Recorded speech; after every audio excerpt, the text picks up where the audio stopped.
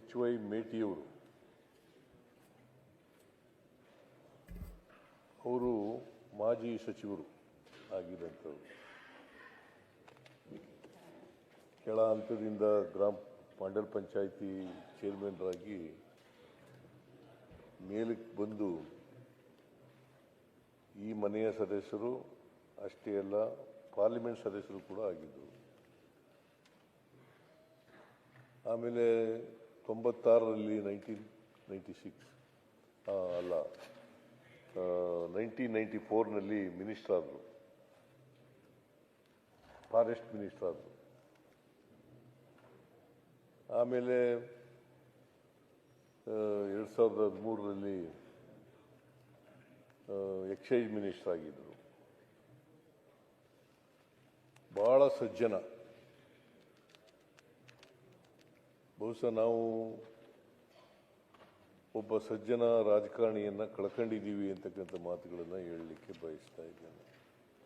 ಸಭ್ಯ, ಸಜ್ಜನ, ಪ್ರಾಮಾಣಿಕ. ಯಾಕಂದರೆ ನನಗೆ 1983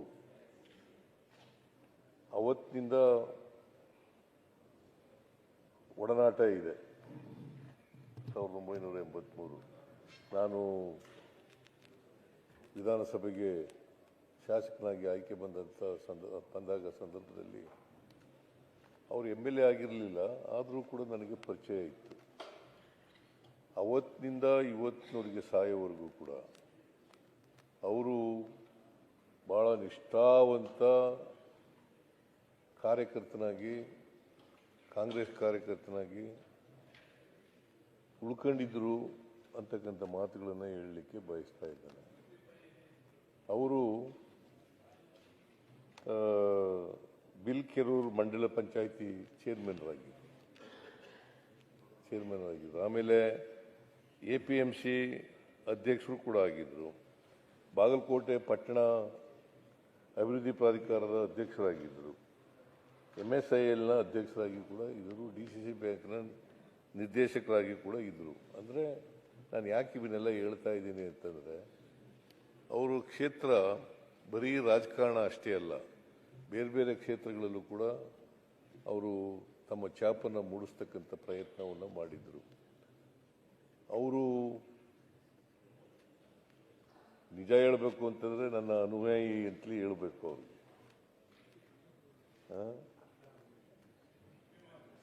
ಅಭಿಮಾನಿ, ನಿಮ್ಮ ಭಾಷೆನೇ ಉಪಯೋಗಿಸೋಣ, ಅಭಿಮಾನಿಯಾಗಿದ್ದರು. ಕೊನೆಯವರೆಗೂ ಕೂಡ ನಾನು ಜನತಾ ಪಾರ್ಟಿ, ಜನತಾದಳ, ಕಾಂಗ್ರೆಸ್ನಲ್ಲಿದ್ದಾಗಲೂ ಕೂಡ ನನ್ನ ಜೊತೆಲೇ ಇದ್ದರು. ಮತ್ತು ನಾವು ಏನು ಹೇಳಿದ್ರು ಕೂಡ ಅವರು ಅದಕ್ಕೆ ವಿರುದ್ಧವಾಗಿ ನಿರ್ಣಯ ಮಾಡ್ತಕ್ಕಂಥದ್ದಾಗಲಿ, ತೀರ್ಮಾನ ಮಾಡ್ತಕ್ಕಂಥದ್ದಾಗಲಿ ಮಾಡ್ತಿರಲಿಲ್ಲ. ಅಷ್ಟರ ಮಟ್ಟಿಗೆ ಲಾಯಲ್ ಆಗಿದ್ದರು ಅಂತಕ್ಕಂಥ ಮಾತುಗಳನ್ನು ಹೇಳಲಿಕ್ಕೆ ಬಯಸ್ತಾ ಇದ್ದೇನೆ. ಒಬ್ಬ ನಿಷ್ಠಾವಂತ ರಾಜಕಾರಣಿಯನ್ನು ಇವತ್ತು ನಾವು ಕಳ್ಕೊಂಡಿದ್ದೀವಿ. ಭಾಳ ದೀರ್ಘಕಾಲ ರಾಜಕಾರಣ ಮಾಡಿದ್ದಾರೆ. 89ರಲ್ಲಿ ಶಾಸಕರಾದದ್ದು, ಆಮೇಲೆ 94ರಲ್ಲಿ ಮಿನಿಸ್ಟರ್ ಆದರು, 96ರಲ್ಲಿ ಲೋಕಸಭಾ ಸದಸ್ಯರಾದರು. ಬಾಗಲಕೋಟೆ ಅಂತ ಕ್ಷೇತ್ರದಲ್ಲಿ ಮೇಟಿ ಅಂತೆಯವರು ಗೆಲ್ಲೋದಿದೆಯಲ್ಲ, ಸುಲಭದ ಕೆಲಸ. ನಾನು ಯಾಕೆ ಈ ಮಾತನ್ನ ಹೇಳ್ತಾ ಇದ್ದೀನಿ ಅಂತಂದರೆ, ಅಷ್ಟರ ಮಟ್ಟಿಗೆ ಎಲ್ಲ ಜನರ ಜೊತೆಲೂ ಕೂಡ ಬಹಳ ಜಾತ್ಯತೀತ ವ್ಯಕ್ತಿ ಮೇಟಿಯವರು. ಹಾಗಾಗಿ ಬರೀ ಕುರುಬ ಅವರನ್ನು ಪ್ರೀತಿಸ್ತಾ ಇದ್ರು, ಗೌರವಿಸ್ತಾ ಇದ್ರು, ಅಭಿಮಾನದಿಂದ ಕಾಣ್ತಾ ಇದ್ರು.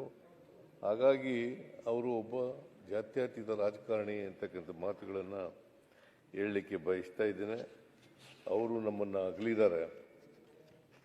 ಅವರ ಆತ್ಮಕ್ಕೆ ಚಿರಶಾಂತಿ ದೊರಕಲಿ ಅಂತೇಳಿ ನಾನು ಒಂದು ಸಾರಿ 96ರಲ್ಲಿ ಅಲ್ಲಿ ಸರ್ವೆ ಮಾಡಿಸಿದ ಬಾಗಲಕೋಟೆನಲ್ಲಿ ಪಾರ್ಲಿಮೆಂಟ್ಗೆ ಅಂತಕ್ಕಂಥ ಸರ್ವೆ. ಇವರಿಗೆ ಪಾಪ ಅಷ್ಟೊಂದು ಹಿಂದಿ ಬರ್ತಾ ಇರಲಿಲ್ಲ.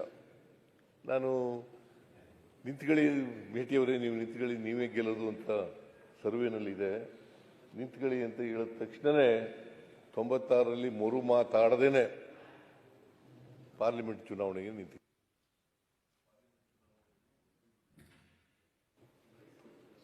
ಸೊ ಪಾಪ ಸಿಟ್ಟಿಂಗ್ ಮಿನಿಸ್ಟರು, ಸಾಮಾನ್ಯವಾಗಿ ಯಾರು ಕೂಡ ಸಿಟ್ಟಿಂಗ್ ಮಿನಿಸ್ಟರ್ ಆಗಿ ಪಾರ್ಲಿಮೆಂಟ್ಗೆ ಹೋಗಿ ನಿಂತ್ಕೊಳ್ತಕ್ಕಂಥ ಸಾಹಸದ ಪ್ರವೃತ್ತಿಯನ್ನು ಪ್ರದರ್ಶನ ಮಾಡೋಕ್ಕೆ ಹೋಗ್ತಿರ್ಲಿಲ್ಲ. ಆದರೆ ಇವರು ನನ್ನ ಮಾತುಗೂ ಪಾರ್ಲಿಮೆಂಟಿಗೆ ನಿಂತ್ಕೊಂಡು ಮಂತ್ರಿನೂ ಹೋಯಿತು, ಅಫ್ಕೋರ್ಸ್ ಪಾರ್ಲಿಮೆಂಟ್ ಮೆಂಬರ್ ಆದರು, ಮಂತ್ರಿ ಸ್ಥಾನ ಕಳ್ಕೊಂಡ್ರು. ಸೊ ಅವರು 5 ವರ್ಷ ಮಂತ್ರಿ ಆಗಿರ್ತಿದ್ರು. ಸರಿ, ಕೇಳಿಸ್ತಾ ಇಲ್ವೇನೆಯ? ಕೇಳಿಸ್ತಾ ಇಲ್ವಾ ನಿನಗೆ ಅಥವಾ ಅವ್ರಿಗ?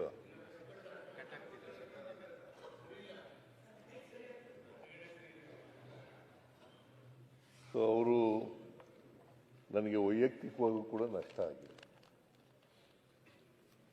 ಉತ್ತರ ಕರ್ನಾಟಕದಲ್ಲಿ ಒಬ್ಬ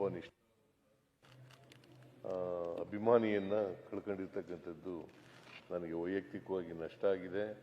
ಅಷ್ಟೇ ಅಲ್ಲ, ಬಾಗಲಕೋಟೆ ಉತ್ತರ ಕರ್ನಾಟಕ ಭಾಗದಲ್ಲಿ ಅಪಾರವಾದಂಥ ನಷ್ಟ ಆಗಿದೆ. ಕಾಂಗ್ರೆಸ್ ಪಕ್ಷಕ್ಕೂ ಕೂಡ ನಷ್ಟ ಆಗಿದೆ ಅಂತಕ್ಕಂಥ ಮಾತುಗಳನ್ನು ಹೇಳಿ ಅವರ ಆತ್ಮಕ್ಕೆ ಚಿರಶಾಂತಿ ದೊರಕಲಿ.